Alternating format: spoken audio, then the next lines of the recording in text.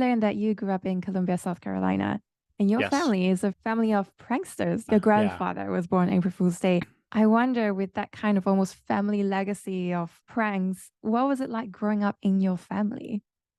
I had a very fun family. My dad liked to play pranks on us, on April Fool's Day specifically. I grew up around comedy. I started watching Saturday Night Live at a pretty young age, and my parents encouraged that. Our family would watch The Simpsons and Seinfeld together. So I grew up being exposed to a lot of comedy via family TV nights and had a family that was, it was okay to play pranks on each other. I got interested in practical jokes when I was in elementary school, and there was a toy store where you could buy a fake cockroach or a fake ice cube with a fly inside of it. I enjoyed, particularly on April Fool's Day, playing pranks like that. So, yeah, definitely grew up in an environment where there was a lot of laughs. My mom has a famous loud laugh and is very generous with her laughter. So I think that was encouraging.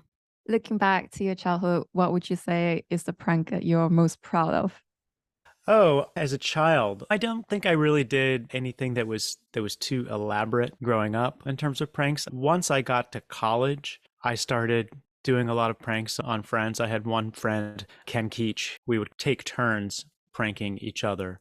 I had lived with him and then had moved out into a different apartment, but I still had a key to the old apartment. So one year, I think it was actually Easter, I went over and I got like 10 inflatable bunny rabbits and put them in the living room of the house. And I did this at like 6 a.m. in the morning when everyone was still asleep. And then Ken and his other roommates woke up and were very, very confused to find that. As a kid and as a college student, I did the practical joke type things that I think a lot of people do, of just playing harmless pranks on friends. It was not until I moved to New York where I got excited about the idea of doing public performance and things to surprise strangers. When you went to college, were you clear on what your future looked like? I became very interested in theater in high school. My cousin, who was 4 years older than me, he was a high school theater performer and he was the lead in a lot of plays at another high school in town. And I would go and watch his plays, and I was very inspired by that. And then I started watching an improv troupe from the University of South Carolina that would perform late night shows at a community theater in town. And that really turned me on to improv comedy, as did the television show Whose Line Is It Anyway, that really sort of introduced improv to the masses in America. So when I arrived at college, I went to UNC, University of North Carolina. I was immediately interested in seeking out opportunities to get involved with improv comedy and with theater. I decided to be a theater major pretty quickly. I knew that's what I wanted to do. I did some high school theater. I really enjoyed it. I really enjoyed doing the little bit of improv I did in high school as well. So even though that's maybe not the wisest career path to choose, that is what I was drawn to. So it sounds as though in your mind, this is what you're drawn to. So New York is the place I have to go. Yeah, well, my cousin that had been involved with theater, he was living in New York and he was okay with me sleeping on his couch when I first moved there. That's a very helpful thing when you first move to New York, to have some place to be able to crash while you're looking for an apartment, which is a very difficult thing to do in the city. A lot of people who had graduated years prior to me at University of North Carolina had gone to New York to pursue theater. So I thought, well, I'm going to give this a shot and moved to New York. I had visited my cousin in New York a couple of times and really enjoyed being in the big city. We always hear, at least here, when people are pursuing this kind of dream, you go to New York, and then how do you even start to build this path for yourself when you know no one, you've never been there before? I remember I moved to New York with a notebook. There was like one page that had names and phone numbers of people. I didn't even have a cell phone. I went and got a cell phone my second day in New York. I realized I wasn't going to use payphones. But yeah, I was just looking to what other people were doing. And a lot of my college friends were doing off-Broadway theater, which I could tell was really a lot of work. And really the light bulb went off for me when I saw an improv show at a place called the Upright Citizens Brigade Theater. That was the first time where I saw an audience full of people that were my age. Wow, everyone here is in their 20s. There's an energy here. The people on stage are also young. After seeing one show there, I said, I need to do everything I can do to learn what these people are doing. So I started taking classes there. And once I did that, I started noticing patterns of a lot of people who had started UCB a couple years before me and were moving up the ladder of that institution. I started seeing them on TV commercials, and I started seeing them on Late Night with Conan O'Brien doing comedy sketches. And I realized that if I work really hard at improv and I get really good and I network and I meet other people and I find collaborators, there will probably be some opportunities for me. Simultaneously, while I was putting in the work, I spent a year taking improv classes really before I was able to start performing at that theater. That's when I started Improv Everywhere, about a month before I started taking classes at UCB. The only stage that was available to me at the time was a subway car, public park, a sidewalk. I'm new, no one knows me. It's going to be a long road before I'm given an opportunity to perform comedy on stage. What could I do on a subway car with my other friends who were taking level 1 improv class with me? Speaking of other friends, you also had Brendan Arnold and John Carpenters visit you, and that kind of kickstart that light bulb moment as well. It did, yes. Brandon and John were two friends from University of North Carolina, and they came up to visit New York. I was going through this phase of being very excited about the anonymity that New York provided. Growing up in a smaller city, Columbia, South Carolina, if you go to the grocery store, you're going to run into a couple of people that know you. And also, University of North Carolina at Chapel Hill feels like a small town. I mean, it's a big university, but still, you're constantly passing acquaintances. I moved to New York and I knew 10 people, so I felt like I could pretend to be anyone I wanted to be walking on the streets of New York, or I could do something strange to draw attention and cause a scene, and no one would know who I was. So my two friends, John and Brandon, and I were going to head out to a bar, and Brandon just made a comment that he thought I looked like Ben Folds from the rock band Ben Folds 5 based on a shirt that I just purchased at H&M. I don't really look like Ben Folds. He's 10 years older than me, other than being white guys from the southern portion of the United States of America. We don't really look alike. But I had this light bulb moment of, that's funny that you say that. Well, why don't we see if we can get other people to think I'm him? And we came up with this idea of this prank where I went into a bar by myself and sat at the bar and ordered drinks. And then my friends, Brandon and John, would come in 5 minutes later, go to another side of the bar, sit down at a table, and then notice me and get up and say, oh my goodness, you're Ben Folds. We're big fans of your music. Can you please give us an autograph? And this was the summer of 2001. So there were no iPhones. There was no Google image search. There was no way for anybody to fact check what was happening around them, nor any reason for them to. Like, why would two strangers walk up to a guy and say he's a celebrity if he's not? And Ben Folds was that level of celebrity where you probably know his name and you probably could hum the tune to one of his songs, but you might not really know what he looks like. So I had this unexpected performance that happened where my friends got an autograph and walked away. And then everybody else in the bar, people who were sitting next to me, the bartender, they had all overheard this, and the rumor kind of started to spread around the bar, and people were buying me drinks. People were taking photos with me, old film cameras, again, no iPhones. And other people were asking me for autographs. And it was this crazy thing where all of a sudden I was a celebrity. And I ended up having a conversation that lasted close to an hour with the people sitting next to me. I guess at the time, being a theater major, I thought, well, this is an acting part. This is a really hard, high stakes acting part. I have to pretend to be this guy. I was a fan of Ben Folds and knew a little bit about his biography and knew all of his albums. So I could kind of fake it. It was exciting, and it was sort of a con, but we didn't benefit from it at all. So in that way, it wasn't a con. I had a decision to make. How does this end? I fooled this whole bar into thinking I'm a celebrity. Do I tell them that I'm just a kid that moved here 1 month ago, who's 22 years old and isn't anybody? And I thought, well, that's a big letdown. These guys have had a great night, and they have this great story about how they had a drink with this musician. So instead, I just politely left. I said, oh, I've just gotten a text on my phone. My friends are done with their show. I'm going to go meet up with them. And I left. And that's what really started Improv Everywhere. That concept of doing an undercover surprise performance and just leaving and not announcing it and giving strangers this unique experience and this unique story to tell. I figured that maybe some of those people, when they got home that night, or maybe when they got to their desk on Monday at their office job with a good internet connection, they would Google Ben Folds and see, oh, he's on tour in Australia. That was not Ben Folds in the bar. There's a picture of him. That's definitely not the guy. But I thought that's a really interesting story to give someone too, because then forever they have the story of the night that they were tricked by someone, but they don't know why. The guy didn't ask for money. Maybe he got one free drink. I like doing these undercover performances that added a bit of mystery and surprise to the world.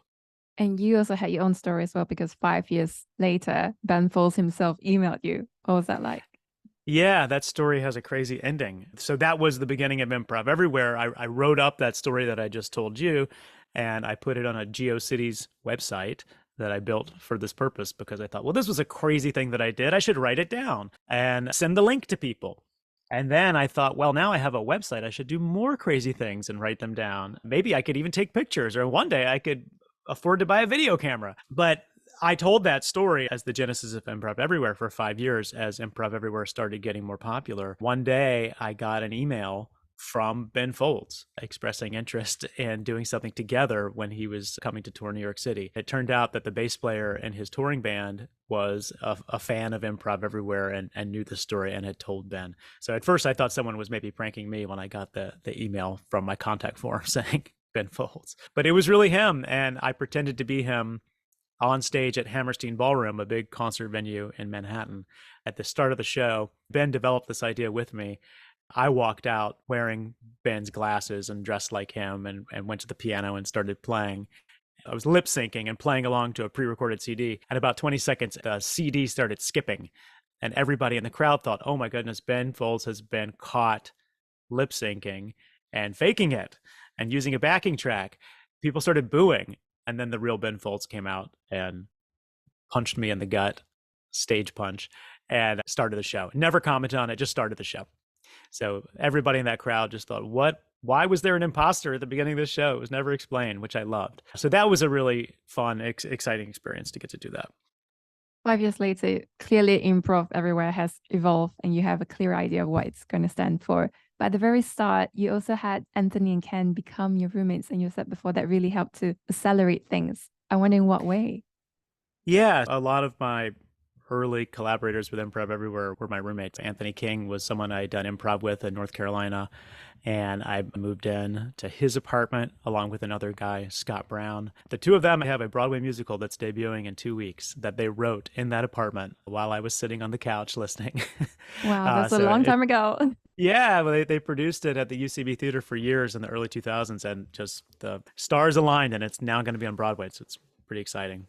So yeah, I was surrounded with a lot of great talent from my college friends and from people I met at UNC. And yeah, my friend Ken Keach moved up from UNC as well. So I had roommates who were comedians, and later a guy named Chris Kula I lived with in Manhattan. I had these comedian roommates, and whenever I had an idea, I would just knock on their door and say, well, what if we did this? What if we played bingo on a subway car? What if we bought inflatable rafts and gave people tours of New York City from a fountain in Union Square Park? Just any idea I had, I was able to immediately go and bounce it off a roommate and get feedback, brainstorm together, make the idea better. They were willing to come and be actors and volunteer to be a part of whatever prank I wanted to pull. I believe a lot of the brainstorming consists of ideas that were just rubbish and won't work. What were some of those ideas that never made it? Long forgotten ideas for sure. But yeah, I mean, the secret to the early success of Improv Everywhere was that I was prolific and I just kept trying things. And if you go back on the website and you scroll all the way down to the bottom and look at the first 20 things I did, I'm proud of all of them in their own way, but there's some half-baked ideas that are in there for sure. But with each new thing I went out and did, I learned something, and I learned a little bit about performing in public, and I learned a little more about how to photograph and film these things and how to stage them. So it was all just learning experiences, and no one was watching. No one was going to the website. So it didn't matter if something was mediocre. It was just me emailing it to my friends who were the ones who were there anyway. A lot of people email me and say, I love this website. I love everything that you do. It reminds me of things that I used to do growing up. My friends and I, we did stuff like this all the time. And I think the difference is that I started recording it and documenting it and figured out how to document it really well. I also got lucky that when I was at that stage in my life, in my early 20s, when I was doing crazy things in public with friends, it happened to be the start of digital video, mini DV camcorders, and soon after the start of online video with YouTube. But you started for couple years before YouTube, right? Like 5 years before. And about 5 years before YouTube, yeah. So what was behind that sort of idea that I need to record things? Because the only way people could see it is to go to your house. Right. Yeah, that's true. A lot of the videos that were recorded early on, they just sat on tapes. And yes, if somebody was visiting me, I'd be like, oh, you got to see this video. I had 7 people in the middle of winter board the same subway car at different stops wearing their underwear and a winter coat. Check this out. You're not going to believe this girl's reaction. I knew, even though there was no YouTube and the solutions to stream video on the internet in 2002, 2003, 2004 were pretty bad, I knew that I should document everything. And then, maybe one day if I wanted to sell a television show, I would have all this footage of things that I'd done. I knew it was coming. I didn't predict YouTube itself, but I knew that the technology was getting better. When you're performing in an Improv Everywhere stunt, you're keeping a straight face. You're not really looking at how people are reacting to you. So being able to watch the video is, one, just plain fun, but it's also, I learned a lot about, this really worked. When we did this type of thing, it really worked. Or, maybe this didn't work so well. People didn't notice this. I need to, change up my strategy. But the projects that we do, they're ephemeral. We can do something spectacular on a subway car that 40 people see, and that's it. There's something beautiful and magical about that, and that's why we do it. But I realized early on the potential for 4,000, 40,000, 400,000 people to see it if we took good photos of it and put it online. This is like some difficult thing in 2002. I mean, now everybody has a TikTok account and an Instagram account, and they see something weird in public or they go do something weird in public. They're holding their phones right in front of their faces and putting it online. That's just the world that we live in. But at that time, people were not doing that. As I was looking at everything that you've done before, you straddle that line between being legal but not illegal, that gray area. And it made me think of all the street artist friends that I have. And for some of them, they would say, I refuse to do any work that I have permission for. It needs to be something that's permissionless. That's what drives me. I wonder if that feels like an element for you, because you could have easily just gone and say, hey, we're going to have a bunch of performers coming in. Could you give us permission to do it? Well, I disagree with that. I don't think that's easy. I mean, if you go into a Best Buy and say, we're going to bring a bunch of performers on, they say, get out of here, And even lucky at some point. Maybe. I mean, now at this point that I've been doing it for 20 plus years, I know the way to get permission to do things the right way when I want to. But I also know still the situations where it's like, it's easier to just ask for forgiveness than permission. And that's still the case. Because even getting a permit to do something in a city park, it's possible. I've done it plenty of times for large scale events that I do where I think it's the right thing to do to have a permit. But early on, when I had no resources and no time, I've got this idea. I want to do it this weekend. Okay, apply for a permit, wait 30 days, see if it gets approved, be told you need to have insurance. Well, I don't have event insurance. I can't afford event insurance. So out of necessity, all of our early things were unauthorized, really out of necessity. That's interesting to hear that a street artist would never do, say, like a sanctioned mural. They would only do unauthorized work. I think that's a cool ethos. For me, I think a lot of the projects that we've done are a lot funnier and a lot cooler because they were unauthorized. If I had gotten permission from Home Depot to have 200 people shop in slow motion in their store, at that point, it just sort of feels like, well, we made a commercial for Home Depot, rather than going in and surprising them and doing that and having them not know what was going on and to debate about whether they should stop it.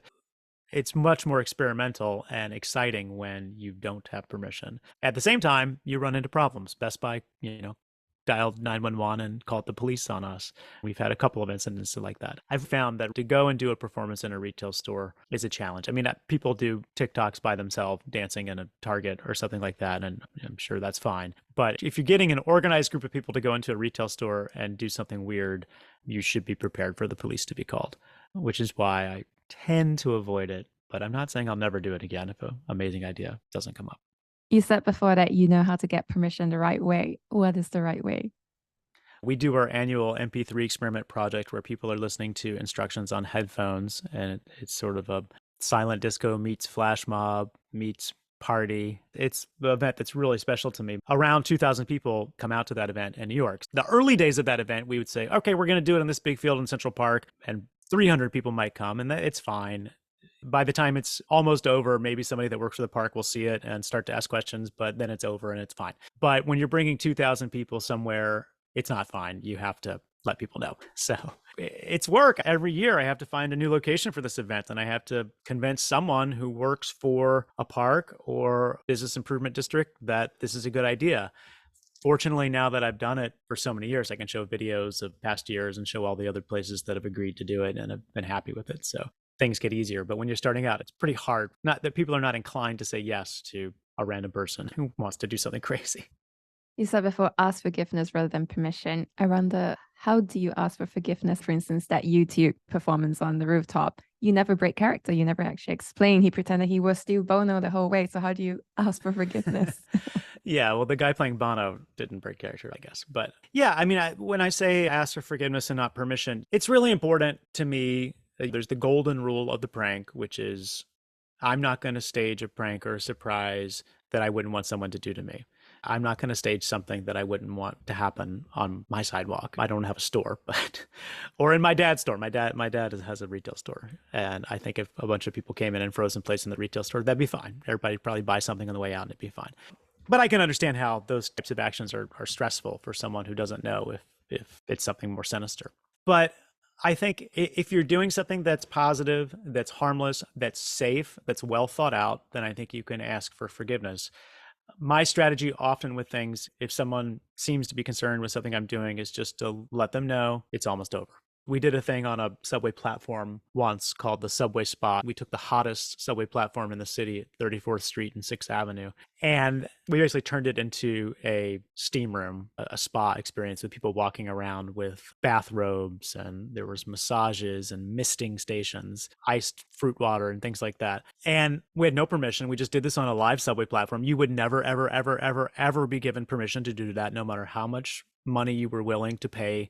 There is no permit that will let you turn a subway platform into a spa. Doesn't exist. No one will let you do it. So it has to be unauthorized. And then you have to be smart about it and make sure that people aren't close to the tracks and that you're not creating a situation where you're disrupting pedestrian flow. But when we were doing that, some police officers walked by maybe 30 minutes into it, and they're like, "What's going on?" And I said, "Oh, we're doing something fun. We're almost done."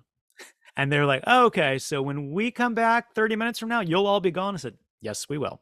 And they left, and I did it for 25 more minutes, and then we were gone. Speaking and being nice and being friendly, apologizing and letting people know it's almost over has been my trick, because I don't need to be there all day.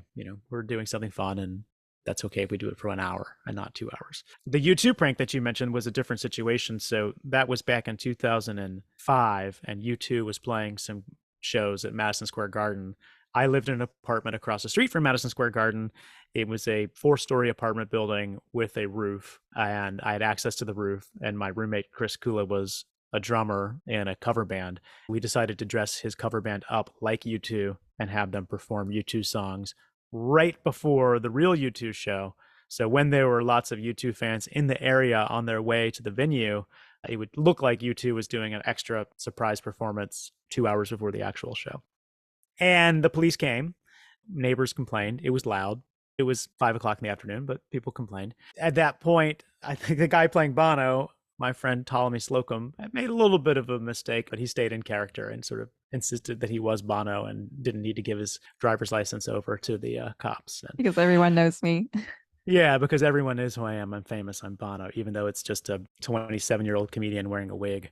It was funny and it made for a funny story, but we got tickets and had to go to court. Fortunately, charges were dismissed, but that's sort of the closest I've ever come to getting in trouble, although it probably would have just been a fine or something. I love that you have drawn before a distinction between like a good chaos, because you do want that, versus bad chaos. How do you plan for something like that? Because chaos you can't control, you can't really plan to such an extent. Yeah, I think chaos is a little bit of a provocative term that I've always used, partly because the Upright Citizens Brigade, the founders of that theater, they had a TV show, and chaos was a big one of their slogans. I like that dichotomy of chaos and joy, and that was how I described Improv Everywhere, was chaos and joy. Chaos may be a strong word. Lately, I tend to use surprise and delight, just because I think chaos is a word that scares people a little bit. And you think about a mob getting out of control and there being violence. I guess in the 22 years since I've started, there maybe been more instances of rowdy mobs and people robbing retail stores and mobs and things like that. I don't use that word as much, but it is chaotic. You're introducing something into the world and you don't know how it's gonna play out. You're dealing with real people. You're dealing with a real subway car. You're walking to a store that has employees and you don't know how they're going to like what you're doing. So to me, it's just really thinking through everything and thinking, okay, is this positive? Is this something that's funny and harmless? Are we doing any damage? I learned early on that anything you do, there will be someone who criticizes it or doesn't like it. But I think that shouldn't prevent you from trying anything at all. But just thinking like, would a reasonable person be upset by this? Is it actually completely harmless to shop in a store in slow motion? Does it cause any damage to the store? Is it over in 5 minutes? Will it cause a little bit of chaos and, briefly freak people out a little bit or make people laugh? Yes. So just running through and thinking of what the consequences might be. What are some of the things that people probably aren't aware of unless they're like you and they've done it several times? When you plan something that's so large scale, you need to think through things because it's one thing to plan for something small, nothing to have 4,000 people coming, 99% of them strangers, but you also want them to have fun as well. Yeah, I think with crowds, you have to think of choke points a lot, just practically with our MP3 experiment project in particular. Some years where there have been 4,000 people who show up. And if they're all starting at point A and they have to get to point B, and the only way to get to the big grassy field is to go through a gate that is 10 feet wide, that's going to take a long time. Everybody doesn't just walk right through it. Everybody backs up and it's like cars merging on a highway. So I've learned things like that to try to avoid directing people towards choke points like that. And also just realizing that the crowd can sometimes take over and sort of do what they want to do. So just be careful to enable that. To give an example, we had one year for our MP3 experiment where everyone was asked to bring a roll of toilet paper, and they took turns rolling each other in toilet paper, making toilet paper mummies, like the Halloween monster, the mummy. It was fun. I mean, in retrospect, that got a little bit of criticism for wasting paper, which irked me at the time because I feel like how much paper is wasted at every single Broadway show with a playbill that's handed out every night versus what we did. But perhaps a fair criticism. I mean, I'm more aware of our climate crisis now than I was 12 years ago when we did that. I'm telling the story because this is our MP3 experiment where people are getting instructions in their headphones, and the narrator said, do not throw toilet paper. Put the toilet paper back in your bag. Well, one person decided to ignore that, and they threw toilet paper up in the air. And a second person saw the first person do it and said, I'm going to do it too. And that's a really bad person because that's opening the floodgates. And then all of a sudden, 200 people are doing it. Like, oh, maybe I misheard the instruction. This is okay. Everyone else is doing it. I'm going to do it. And all of a sudden we had thousands of rolls of toilet paper being thrown up in the air in Bryant Park. It was beautiful. It was really cool looking, but it created an enormous mess. And the park was not super happy about it, although they forgave me. I had permission to be there. So that kind of crowd mentality, you can't give 4,000 people a water gun and say, we're not shooting water guns today. It's going to happen. So be aware of the potential energy that you are creating and understand what consequences could occur. I thought it's brilliant that this is something that you've done on an annual basis. I wonder if the energy is different before and after COVID, because you had 2 summers where large public gatherings were banned, and then you threw this party again for 2,000 people. What was that like? It was great. It was great. Yeah. So the MP3 experiment, we started it in 2004 after the iPod was created. I was riding the train one day and I realized that almost every single person in the subway car had white Apple headphones and that the iPod had just really taken over. And then I thought, well, they're all wearing the same headphones. That's interesting. What if they were all listening to the same song? And now that we have MP3 players, we could easily do that. Everybody could listen to the same song. It's not having to get everybody to have the same CD or whatever. So that's how that started. And it grew over the years. When I developed the idea, it wasn't just music, but it was also instructions from a voice. I had a neighbor who was a composer, Tyler Walker, and he became my collaborator in this now for 18 years. But yeah, it was this great party that I threw every single summer. And then COVID happened. And obviously in 2020, 2020 was not great for Improv Everywhere. I realized that pretty quickly. It's like, okay, I organize large groups of strangers to come together in public places, often on mass transportation, give each other high fives and touch each other and just everything that, was a COVID no-no. So I did not create very much in 2020. But in retrospect, I think we know more about COVID now and it doesn't really spread outdoors, and probably some of these events would have been okay. But 2021, still, you couldn't get a permit for doing a large scale gathering that summer. So 2022, we brought this event back. And yeah, to answer your question, it felt great. It was so great to be in a big crowd again. When I started Improv Everywhere, as I said, it was more a means for me to express myself and to perform and to create things. I learned along the way how much I love crowds. There weren't crowds the first 4 years I did this because it was just me and a dozen friends doing things. But as it grew in popularity and all of a sudden thousands of people were showing up to things, I realized how much fun it is to be in a crowd working together all towards the same goal. You get it in the audience of a sporting event. If you're in an arena or a stadium, for the most part, except for the opposing fans, everybody's cheering for the same thing and maybe chanting together or doing a wave around the stadium together. So it's similar to that. But I think the experience that our MP3 experiment gives is very unique of I'm in this big crowd and we're all following these instructions and trying to do the best we can to make this whole thing awesome for everybody else. In June, did our one again this year, and that video is coming out very soon. It's been fun. Amazing. I announced you were coming on, and I had this one question from a person, Christiana Uday, and she was wondering, how do you measure the impact of your pranks on the public and participants involved? I imagine for something like the Frozen Grand Central one, you can kind of measure it by saying, oh, 37 million people saw this. But I imagine not everything is so measurable. So how do you think about impact? Well, I guess I think about impact in a number of ways. There's the immediate impact of just seeing people smile, and our videos tend to capture that. They don't capture all of it. It drives me crazy when I'm at one of our events in person and I'm not typically holding a camera, but I'll see someone, amazing reaction, like, oh, there's no one nearby with a camera. We'll never have this in our video. But a camera operator's off getting another amazing reaction. That is my favorite part of my job, is when the project's over and it's gone well, and 2 days later, the photographer sends me his gallery of photos and I'm looking at smile after smile after smile. That is the biggest impact of just brightening someone's day. I was walking through Grand Central and I saw this incredible thing where 200 people were frozen in place and I couldn't figure it out. And they unfrozen, they walked away, and it was magical. And I'm going to tell that story for the rest of my life. That's the goal. I think one major way to measure impact is just the reactions of people in person. Obviously, the comments on YouTube, it's nice to see things like that. And then another real bit of evidence of our impact is inspiring people to go do similar things. With our Grand Central project, where we had people freeze in place in Grand Central Terminal, as you said, that has 37 million views. It got like 20 million views in the first month, I think. And this was 2008 when 20 million views were actual real views. So you felt like the world had seen you. Yeah, unlike Facebook view now that's like 2 seconds or something scrolling by on mute on your phone. So it had a huge impact, but the more exciting impact was people went out and froze in place in train stations and on college campuses and parks all over the world. The first few months after that video went viral, people went out 300 cities and went and froze in place. There was this amazing prank in New York last week where there were these guys, they all lived together in the Upper East Side working in tech, like coder guys. One of them cooked steak every Friday night. And as a joke, one of them turned their apartment into a steakhouse on Google Maps. It's an inside joke. They put it like a email address or a phone number. All of a sudden, all these people in the neighborhood started asking about it, and all of the roommates and their friends and friends of friends left 5-star reviews on it. And people were writing and saying, we want to come to the steakhouse.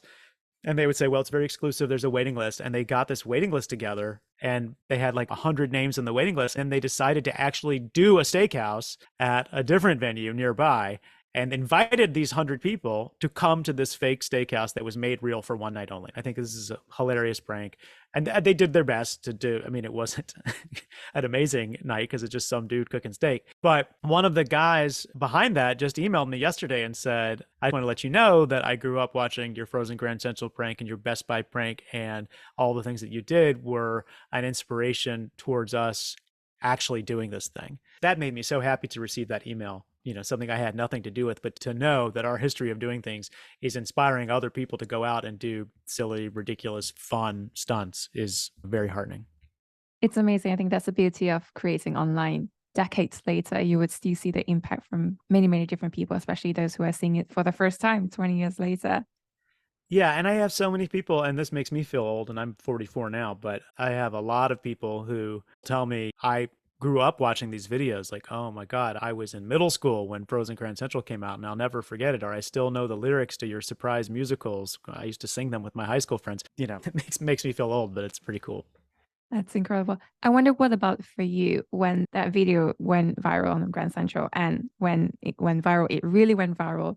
I had friends who went viral then and that launched their career in something completely different. I wonder for you, it must have had a huge impact personally as well as the person behind this. Yeah, it completely changed my life.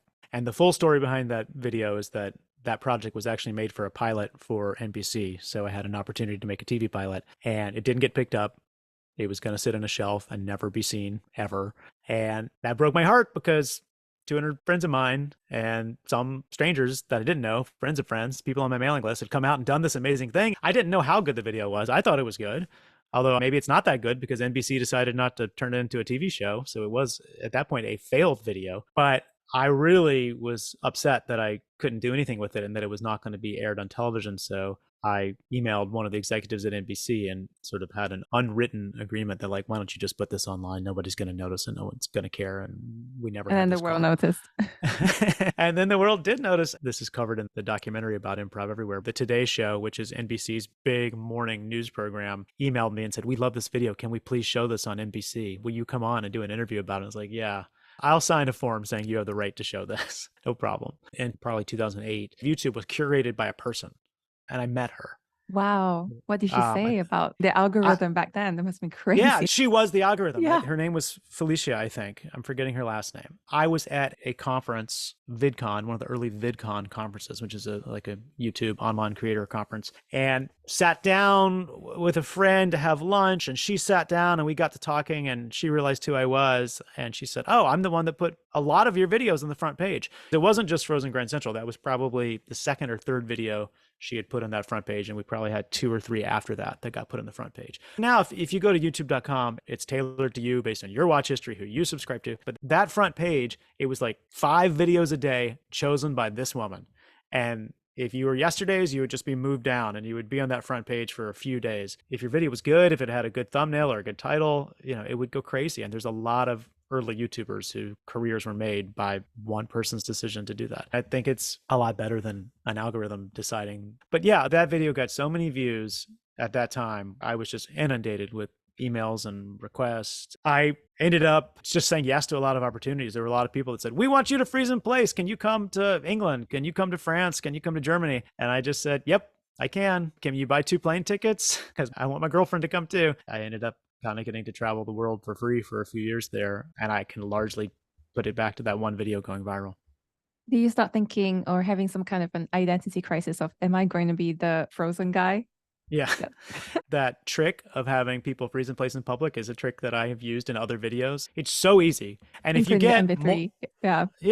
yeah, we do it in our MP3 experiment a lot, and it's going to be in the new video we put out next week. If you have, just one person freezing in place is weird, and if you have 200 or 2,000 people do it, it's really cool. I made a decision though, as that video went viral, like, okay, I'm not filming a sequel. We're not going back to Grand Central and trying to do this again. I'm not going to do, Frozen somewhere else. I have used that tool in greater projects, but I realized I need to keep making new things. That was a big challenge because that video and a few other videos I had were made for that NBC pilot and they had money behind them and they looked really good for the time. Now I'm back to just my own wallet being my budget and my friends volunteering. And so it was intimidating to follow those videos up, but I think we did a good job. How did you decide that for the freezing video, I'm not going to do a sequel, but then for MP3, you would do it every single year? Well, the MP3 experiment is the only thing that I'm still doing on an annual basis. I've had a few things over the years that I've tried to turn into annual traditions. The No Pants Subway Ride famously was, I think I did that for 19 years and then COVID gave it a bit of an endpoint. By the 19th year of that, I wasn't enjoying it so much because it's the exact same thing every year. It was fun. It was a tradition. That's another thing that really put us on the map. At the peak of the popularity of the No Pants Subway Ride, which was maybe 2009, 10, 11, there were people doing it in 100 cities around the world in the same day. Did you not think it Dozens. would be fun? As you said, it's a tradition. So rather than thinking of it as a prank, because it's evolved beyond that into a tradition, the way that people would run a marathon every single year. Yeah. Yeah, no, it is. And I acknowledge that it was more of a celebration of silliness in its later years. But it was just a lot of work for me to organize the New York event because a couple thousand people would come to it. I had a great group of friends who did it for many, many, many years and would volunteer. But I could tell towards the end, like, they don't want to be doing this for the rest of their lives. I don't want to do this for the rest of my life. I may bring it back at some point. There are people that email me, and say, "Why isn't this back? COVID's over. Why didn't you bring it back?" But it's a whole lot of work because it involves the subway. It gets back to your question about good chaos and bad chaos. I think bad chaos is just telling 2,000 people like, "All right, head to the subway and go do this," because that's too many people to flood a train with. So instead, we had 10 meeting points all over the city. And within those 10 meeting points, there were multiple trains. And within those trains, there were 10 cars each. And we split everybody into groups where you're actually just doing this with like 20 people to make it safe and to not overcrowd the trains. But all of that work and looking at the subway changes and figuring out the route every year, it's funny and people react to it because there were people that didn't know about it and reacted and hopefully had a laugh out of it. but it just wasn't creatively exciting to keep doing that same thing over and over again. The MP3 experiment is very different because the script is different every year. It's a site-specific project, and the location is different every year. This year we're in Brooklyn Bridge Park, and this year we're doing it in Bryant Park, and this year we're doing it in an open street in the meatpacking district. So I'm able to make creative choices with the script each time. There are certain activities that I like to repeat just because they're really fun and I love doing them, and people seem to enjoy it as well. Were you never tempted to turn this into paying events? And it could be something as simple as $10, $20 when you have 2,000 people coming, 3,000. That's a lot. And you do need to sustain yourself. Yeah, no, it's something that I've struggled with, particularly with the MP3 experiment, because I love making a video for that, but making a video is expensive. It wasn't expensive maybe 20 years ago when it was me and other people who were 25 years old who were happy to help out and work on something for free. But at this point, we're established and successful, and everybody we know who works in video production is established and successful and needs to be paid. So the video is expensive. I don't like losing money on projects. There have been some years where I've definitely lost money on it. So I've thought about for that project, well, maybe it cost $1 to download the MP3. It's funny, a lot of years we ask people to bring a dollar bill, and then there's a moment in the instructions where you're instructed to give a dollar bill to a stranger. Random people end up getting like $30 each because everybody runs up to them and gives them a dollar. And that's good chaos right there. But I have had that thought, like, maybe they should just all give the dollar to me and then I will be able to pay for the video production and break even. But I haven't done that. The way that that project sustains itself is that we tour it. So I would love to come to Malaysia. Singapore's done it. We've done it in Hong Kong. We've done it in Taipei. I think it's maybe close to 100 cities around the world where we have toured it. And unlike the No Pants Subway ride where independent people are just copying it and doing it on the same day, we actually tour it and set it up and produce it and charge for it. The project, I think, has probably overall been break even, because if I tour 1 or 2 a year, then that's enough money to pay for the New York event free. Would you say that the tour is the only part that brings the money in? Because that is the reality. It is a career. You have to go in. I mean, at the time you were at a desk and they were actually telling you if you went in full time, you have to quit your job. I want to actually go back to that first. How did you decide on that when you given the ultimatum? Yeah. So, the first 5 years I was in New York, I was a temp worker, which meant I was just working in a different office every day. Or sometimes I'd get a gig that lasted a month or 6 months. And then I ended up turning into a permanent employee at a company.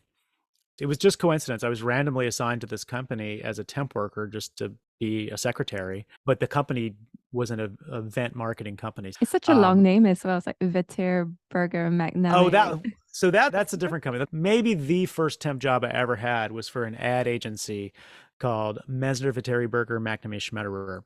It's a mouthful that you have to say every time.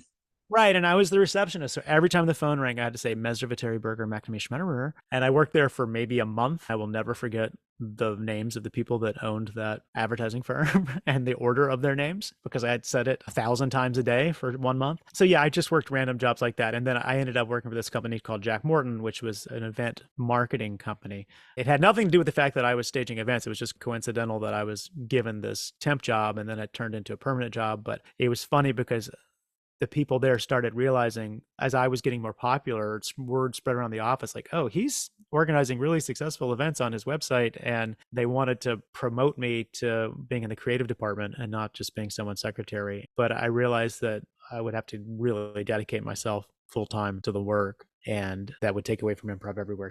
It was at a moment where I was just becoming successful enough. I was also starting to become an improv teacher at Upright Citizens Brigade. So I was making a little bit of money teaching improv, and I thought I should take a leap right now and just focus on this. And I'm glad I did. Did you give yourself a timeline at the time? Because you were essentially giving up your health insurance, which is quite a big deal. Yeah. In America, health insurance is tied to employment, which is really stupid and really unfortunate.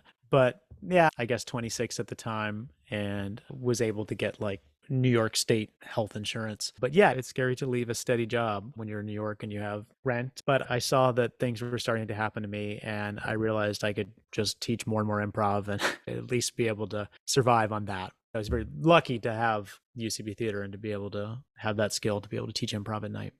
What was the path that you saw the potential, and what has actually happened? Because a lot of people come to me because they've seen I've quit my job after 10 years in law, and they'll go, oh, but how did you decide to make that leap? That's the very scary thing in figuring out what the future is. I wonder, what it was like for Yeah. you and how it's turned out to be. Well, I mean, I was becoming pretty successful when I made that leap. My last 6 months at that job, I was like leaving my desk to go to a conference room to do an interview with the New York Times or having phone calls with This American Life podcast from my desk. The things that I were doing were starting to get so much attention and were going so viral online.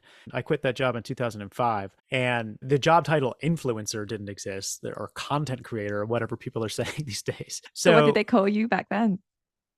I don't know. I mean, I this is don't think before YouTuber was around as no, well, well. I quit the job before YouTube. So I mean, people did call me a YouTuber once YouTube started taking off.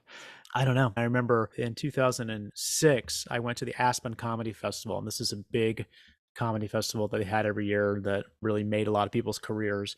I was part of a showcase called Off the Web, and the idea was like people who were doing funny things on the internet. That was a new thing. It was the first year they'd ever done it, and it was me, and it was one of the guys from collegehumor.com and stand-up Chelsea Peretti. It was like three of us. We came up with a showcase of people who do funny things and they actually put it on the internet. Isn't that interesting? Come learn about this. It was not something that very many people were doing. So I don't know what people knew to call me. But at that time, I was also still pursuing being an actor. I didn't know exactly what my path to making a living was going to be. So it was very much, I'm getting lots of good publicity. This sounds very promising. I'm just going to go for it and see where it takes me. Yeah, I mean, when I was in when the New York Times article came out, I had three people write me on the same day, three literary agents write me and say, this should be a book. Because apparently literary agents read the Sunday Style section of the New York Times. I had TV producers who were emailing me saying, I want to make this a TV show. Even though none of those things were real yet, I knew this is the moment to try to turn this into something bigger. Do you not consider I want to try to get into late night because that's really established and prestigious? I was never a comedy writer. So many of my friends have written for late night and for television in general. That's not a path that I ever really took. I mean, I wrote a sketch or two, but I wasn't really focused on sketch comedy. I end up doing a lot of writing. I write a script for the MP3 Experiment every year. I write a lot of pitches for things that I'm trying to sell. And I made a show for Disney Plus where I had to write script outlines. I am a writer, but that was not my career path. At one point, I had a friend who was a producer on The Daily Show, and there was a job opening at The Daily Show, and he was like, should I recommend you for this? That was a tough decision because I loved that show, and who knows if I would have gotten the job. You mentioned Disney Plus, that's Pixar in real life, which I really wish I got to see. What was it like just being behind the scenes and building this? That was a really, really fun opportunity. It's one of the things I'm most proud of. That opportunity came to be because we had a series on YouTube called Movies in Real Life, where we brought characters from iconic films into the real world. So we had a 9-year-old boy dressed up like Harry Potter wandering around Penn Station looking for track 9 3/4 with a stuffed owl, surprising, people in the commuter train station in New York. We had an actor dressed up like Gandalf from Lord of the Rings standing on the iconic Bow Bridge in Central Park screaming, "You shall not pass," as he does on the bridge in the movie. We took these big moments from movies and we brought them into the real world. And that was one of the most successful things we'd ever done on YouTube. It's the only time we've really ever done a series. We released them once a week, which is more frequent. The algorithm was very pleased at that. A lot more pleased than it is with my normal pace of releasing videos. Then when Disney Plus was starting, there was some development executives there who were interested in doing something similar. They reached out to us and said, you've done this. We want to do something like it. Can we do like a Disney in real life? We pitched them some ideas, and then Pixar all of a sudden was interested in it being the theme of the show. So we got to bring Pixar characters and Pixar moments into the real world. We had a 10-year-old Korean boy from Up dressed up like Russell, asking real people if they could help him get merit badges on the streets of New York. We had a replica of Wall-E, this robotics guy who actually makes a lot of the droids in Star Wars area of Disney theme parks. He had a real remote control Wall-E that was to scale and 3 feet tall. We had Wall-E pop out of New York's trash mountains and surprise people on the street. It was a lot of like hidden camera surprises with Pixar characters. The series it's still on Disney Plus streaming. We're looking for the next one of those. Pixar was very specific about these characters and the way that they needed to look and the way that they needed to act, but they were great collaborative partners. Would you say a lot of the success that Improv Everywhere has experienced is successful because it's from New York? I cannot imagine, for instance, if you come and people go onto the MRT, we call it here in Malaysia, not the subway, you will have the religious police clamp down on you fast and toss you to jail. Yeah, yeah.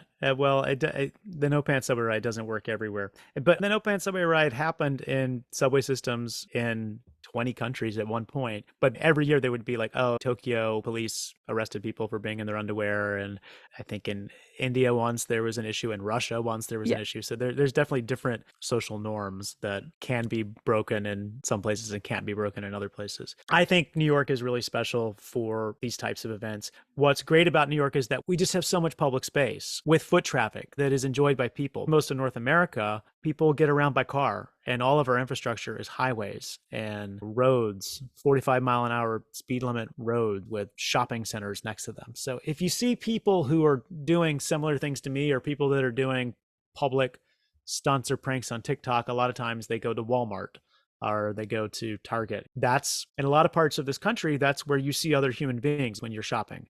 Here in New York, you see humans everywhere. You leave your apartment and immediately you're on a sidewalk filled with strangers. And we have great public parks, and people commute by cycling where you're more aware of your surroundings. I have toured and I've done things all over. Obviously in Europe, there's great public plazas and great public spaces for things like MP3 experiments. College campuses are tremendous spots. Every college campus has a big open grassy quad in the middle that has foot traffic. But I think New York just has the most public spaces. And also, the thing that was really excellent about me starting this project in New York is that the bar is pretty high to get a reaction from someone. You walk into any subway car, there might be someone who's having mental issues. There might be someone who's performing and doing a tumbling routine, a Showtime routine where they're pole dancing and doing flips. There might be a mariachi band performing. You're constantly exposed to the unexpected in New York, both the good unexpected and the bad unexpected.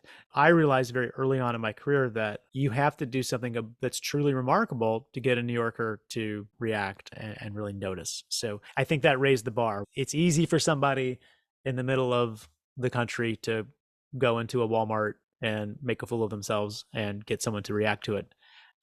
Was the socially distanced office on the river something that was remarkable for people? That's a very special project to me. So that was done in, I believe, October of 2020. We had not been able to do anything. We did the No Pants Subway ride in January of that year, and then we had all these things that we were going to do that one by one started to get canceled as COVID arrived. I have a friend, Nathan Austin, who has a group called the Tideland Institute that focuses on staging creative projects on our waterways. New York is a series of islands. I live on the island of Manhattan, and we have all of this water around us that we don't use. We have a growing ferry system, but for the most part, you ignore the water. And he has been focused on bringing creative projects to our waterways and showing people that you can use the water. It's public space. So I connected with him over 2020 and went out for a socially distant boat ride with him on one of his rafts. And we started thinking, well, what could we do? And this idea of a socially distanced office came about. He had access to this big wooden raft that he had built. And I thought, well, that's funny. People are working from home. Everybody's trying to stay 6 feet apart still. So what if we built this office in the middle of the East River, just south of the Brooklyn Bridge? It was really fun to do. The one thing that's sort of unfortunate about the resulting video is that everyone was still wearing a mask because it was 2020. You can tell that people are smiling and enjoying it when they're looking at it from the shore. You can read it in their eyes. You can't see their faces. That was another problem with COVID and Improv Everywhere. Our special sauce is filming people smiling in public spaces, and you couldn't see faces there for a year or so. Thankfully, that's over now. I wonder what we can expect from Improv Everywhere in the future. Well, we have our new MP3 experiment video, which is coming out soon, and that's a project we're going to continue to do. Right now, we're working to develop some new television concepts. We hope we can get lucky again and have a series like we did with the Pixar in real life. There's a number of ideas that are in my head right now that I'm brainstorming and hoping to make happen in the near future. But it's always uncertain what's next. A lot of times opportunities arrive, people will email with an idea, or people will email and say, hey, I've got a location for you, would love to do something. We've ended up doing a lot of stuff for marketing purposes, which was not the focus of Improv Everywhere when it started and still isn't. I've really been able to turn it into my career is a number of ways. One, by touring and bringing these projects to art festivals and countries around the world, or universities or conferences. I also do a lot of public speaking. That's been a big part of how I support myself. And also doing things for brands. A lot of brands are realizing that the potential of doing something that is positive, of surprising and delighting people, and not just making a normal commercial. So I've had a lot of luck with different clients over the years. And Target is one client that I've worked with a number of times. They come to me and say, we want to do something that's Christmassy. Do you have any ideas? And I say, well, what if we go Christmas caroling with an orchestra? And they say, that's great. We'll put a thanks to Target for making this possible at the end of the video. And then I end up as a director directing commercial projects and occasionally producing television series outside of Improv Everywhere. That's a very unpredictable career, and we're always pitching different things and developing ideas and figuring out what's next. I feel very lucky that since quitting my job in 2005, I still call Improv Everywhere my job, and it still brings opportunities and helps me create opportunities. Just before you end, I wanted to share this photo I found, and I wonder what the story is behind this, because I believe this particular photo went viral. Well, yeah, it's a viral photo of a viral photo. So to explain to the listener, there's the distracted boyfriend meme. I think it was a photograph that was taken by a stock photography company in Italy, and it's 3 Italian models, stock photography models, and it's a guy holding hands with his girlfriend, but he's looking at a girl who just passed, and it's the distracted boyfriend meme. So you're probably familiar with that. That's been a very popular meme over a long period of time. There's a website called knowyourmeme.com, and they're sort of like Wikipedia of memes. Great website. And I've known several people who work there over the years, including Nick Douglas, who runs it now. He invited my wife and I to come to a party they were having at a museum, the Museum of the Moving Image in Queens. I think they were celebrating their 10-year anniversary or something special like that. And they had a bunch of memes on the wall as if it was a museum exhibit. But it was really just one night only for this party. My wife happened to be wearing a red dress. And that's what the woman who's being looked at in the photo is wearing. And I said, oh, Cody, why don't you stand in front of the picture in the red dress? I'll take your picture. Someone walked up to me and said, oh, do you want to be in it? Oh, okay, sure. I gave them my camera and I'll be the boyfriend. I wasn't dressed like the boyfriend, but whatever, I kind of look like him. And then the woman who happened to be volunteering to take the picture, she was wearing blue, like the other woman in the picture. Someone came up to her and said, you should be in it too. So she got in it too. This picture got taken. I maybe put it on Instagram. The woman in the blue dress, who I didn't know, but we exchanged contact information, she reached out and said, oh, can I have the photo? I sent it to her. She put it on her Facebook or something. Someone took that photo, I think from her Facebook, and put it on Reddit with the title, They Got Old. So the implication being, this is a reunion of the 3 people in this photo a number of years later. Look how much older they are, which was like pretty rude, I think, to all 3 of us, particularly my wife. The other woman in the photo is much younger than us. I think maybe 5 years had passed since this original meme, and we're like maybe close to 20 years older than the models in that photo. So everyone looking at us like, oh, wow, these people, how do they get so old in 5 years? So anyway, it's been a meme. That photo of a meme has turned into a meme. It's a funny story, but it's pretty annoying because it will never die. Like every few months, it comes back again. It just sort of shows you how much misinformation there is on the internet and how you just can't trust anything. I think it partly goes viral because if you look at it for more than 3 seconds, it's obviously not the same people. So there's all these people in the comments saying, it's not the same people. Why are you posting this? And that just leads to fights in the comments, leads to more engagement, makes the algorithm happy, and the picture goes viral again and again and again. I guess the benefit of it is that every 2 months I have a friend from high school or college who I haven't talked to in 10 years send me an Instagram message saying like, is this you? I saw this. And then I have to explain it, but it's nice to hear from people. The lesson that I learned is unless you want to become a meme yourself, do not take a picture in front of a meme. Does it make you rethink about putting yourself out publicly? Because you do that a lot. You're in a lot of videos. Yep. Well, I think ultimately, at the end of the day, I cannot complain about this happening to my wife and I, because for 20 years, I've gone and done stunts in public and often filmed people without their permission and put them on YouTube, and things go viral.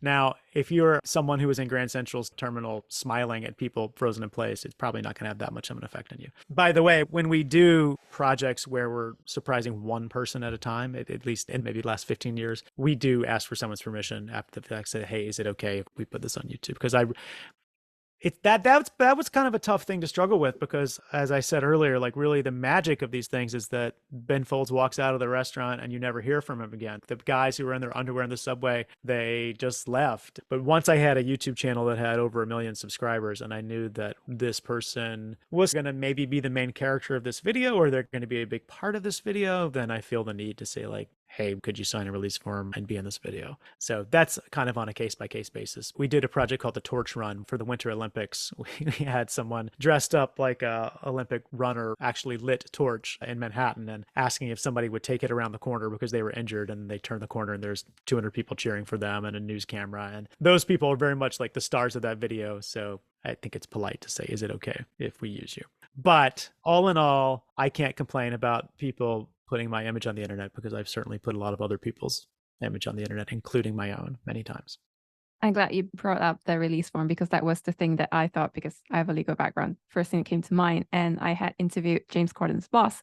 So obviously late night, they have an entire team that is just built in to make sure everyone gets a release form. They just chase after the person and make sure they have the rights.